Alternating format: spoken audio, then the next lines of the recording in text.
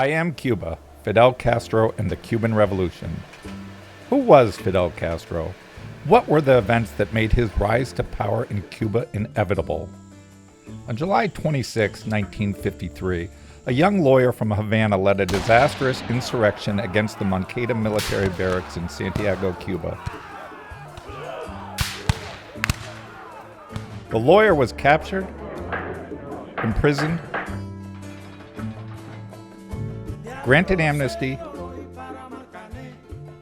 and exiled to Mexico.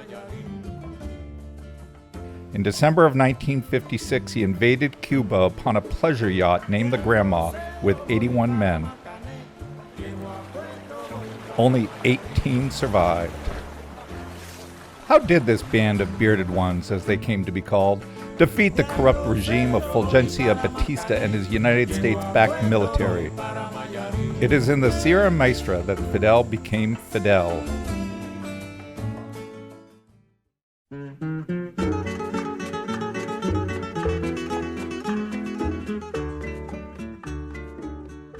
Che was working on his timing with the trigger, giving bursts of 8 to 10 bullets. The casing spinning out of the bottom after being fed in from the long clip on top. The past 6 months had been a difficult time for him, as the hot and humid weather caused his asthma to act up with limited medicine to treat it. But here, now, in this heady, terrifying moment, he was truly a revolutionary, attacking the forces of the corrupt dictator, fighting for the people. This was what he was meant to be, not a doctor, nor philosopher, but a warrior. The sharp retort to Fidel's telescoped rifle split the early morning air. A flash illuminated his position on the hill overlooking the El Uvero military garrison that was protecting the sugar refinery and lumberyard just east of Pico Turquino in the Sierra Maestra. Juan Almeida was leading the squadron given the task of taking out the northern post. This would allow Raul and his group to capture the barracks housing the bulk of the soldiers. Vicente was part of the advanced guard unit under the leadership of Camilo Cienfuegos. He realized they were out of position, slightly lost in the dark, as soon as return fire from the garrison began to light up the blackness.